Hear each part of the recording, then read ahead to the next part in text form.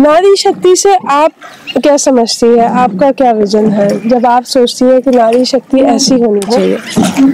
बड़ा अच्छा सवाल पूछा है, क्योंकि भारत भूमि और वृंदावन भूमि, एक तो भारत अपने आप में महान है, भारत माता। मैं समझती हूँ शायद पूरे विश्व में यदि किसी देश को एक मातृशक्ति के रूप में जाना जाता है तो वो एक भारतीय है, जिसे भारत माता कहा जाता है। फिर वृंदावन की भूमि, ब्रज की भूमि, जहाँ राधा रानी के पैरों को, चरणों को भगवान कृष्ण ने सेवा की थी, तो ये भूमि बड़ी महत्वपूर्ण भूमि है। कान्हा की भूमि है, राधा रानी की भूमि है, श्री जी की भूमि है, श्री धाम वृंदावन है, यमुना महारानी है, रसरानी है। तो शक्ति का प्रतीक तो अपने आप ही हो जाता है कि हम भारत भूमि में पैदा हुए और उसमें भी वृंदावन की भूमि में, ब्रज भूमि में पैदा हुए, राधा रानी के धाम में रहते हैं। मेरा मानना है कि नारी शक्ति जो एक ईश्वर ने और प्रकृति ने एक नारी को बनाया, एक महिला को बनाया, एक बेटी को जन्म दिया, कन्या रूप में जन्म दिया, उसमें स्वयं में इतनी शक्तियों का पुंज समाहित कर दिया कि मैं समझती हूँ उसे जागृत करना या जागृत करने की आवश्यकता भी नहीं होती। परिस्थितियां और उदाहरण हमारे सामने ऐसे हैं कि जहाँ समय समय पर हमारे देश की जो महान नारियां हुई हैं, इतिहास उठा के देखें तो जो हमारे राष्ट्र की महान नारियां हुई हैं उनका इतिहास ऐसा नहीं है कि वो बहुत बड़े परिवार में, समृद्धशाली परिवार में पैदा हुई और वहां उन्हें सारी सुख सुविधाएं मिली। ऐसी ऐसी महिलाएं हैं कि जन्म से शायद उनको 2 समय का भोजन भी, तन पर रखने के लिए कपड़े भी बहुत मुश्किल से मिलते हों और उन्होंने एक इतिहास कायम किया, एक उदाहरण पेश किया, एक आदर्श स्थापित किया कि महिलाओं का जो अंदर का शक्ति पुंज है। और मैं तो आपको बताना चाहूंगी कि अभी जब आप मुझसे बात कर रही हैं तो गुप्त नवरात्रे चल रहे हैं। हमारी संस्कृति में, भारतीय सनातन धर्म में 4 नवरात्रों का महत्व है, जिसमें 2 प्रत्यक्ष होते हैं, 2 अप्रत्यक्ष होते हैं। तो अभी माघ मास के अप्रत्यक्ष नवरात्र पर्व चल रहा है और आज 4th दिवस है उसका।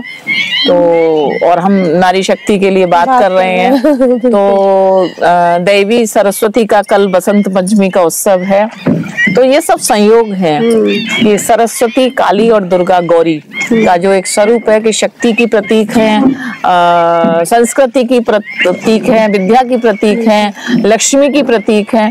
तो जो सारे विभाग हैं जो हमारे सनातन धर्म में, एक जो बंटवारा भी हुआ है, शक्ति पुंज भी महिला को मिला है। काली के रूप में देखिए, या दुर्गा के जब उन्होंने राक्षसों का संहार किया, विद्या की देवी को सरस्वती माना गया है और धन की देवी को लक्ष्मी माना गया है। तो जितने महत्वपूर्ण विभाग हैं, जो मिनिस्ट्री है भगवान की, उसमें वो भी महिलाओं को दिया गया है। तो हमारा जो भारत का एक सनातन धर्म है, एक महत्वपूर्ण धर्म है और हम महिलाएं उस शक्ति पुंज से कुछ शक्तियां देखकर, समझकर, सुनकर कुछ कोशिश करते हैं कि वो एक हर बेटी के अंदर आए वो शक्ति पुंज और वो बेटी इस देश के लिए, इस समाज के लिए, इस राष्ट्र के लिए कुछ अच्छा कर सके।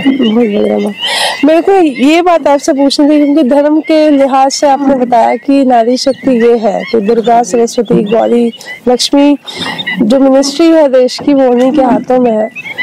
तो इतिहास की पृष्ठभूमि से अगर इस प्रश्न को मैं पूछूं कि क्या आपको लगता है कि इतिहास के पन्नों में कई कई ऐसी स्त्रियां जो अपने समय की वॉरियर रही हैं वो गुम हो गई? इतिहास तो देखिए हमारे ऋषि मुनियों की जो पत्नियां रही हैं, सहधर्मणी रही हैं। अनसुईया का नाम, देवी अनसुईया का नाम लीजिए, हमारी माता सीता, हमारी राधा रानी, हमारी रुक्मणी, द्रौपदी, कुंती, गांधारी, ये सब ऐसे उदाहरण हैं। देखिए गांधारी को यदि हम दूसरी दृष्टिकोण से देखें तो वो एक इतनी पतिव्रता स्त्री थी। आज के समय में हो सकता है कि कुछ लोग उसका अपवाद करें कि उन्होंने आंखों पर पट्टी बांधने की बजाय उनको अपने पति का हाथ पकड़कर चलना चाहिए। तो वो एक राजा थे, उनके लिए बहुत नौकर चाकर सेवक थे, पर उन्होंने उस पातिव्रत धर्म को निर्वहन करते हुए कि मेरे पति यदि संसार के सुख को नहीं देख सकते, प्रकृति के रंगों को नहीं देख सकते, ऐश्वर्य को नहीं देख सकते, तो मैं भी उसी धर्म का पालन करूं। तो एक दृष्टि से वो भी उचित था। भले ही हम दूसरी दृष्टि से आज का जो आधुनिक युग की महिलाएं हैं वो उसको उचित नहीं मानती हूँ, पर मैं पातिव्रत धर्म का एक अनूठा उदाहरण मानती हूँ। सावित्री का उदाहरण है जिसने सत्यवान के प्राणों को यमराज से खींच लिया था।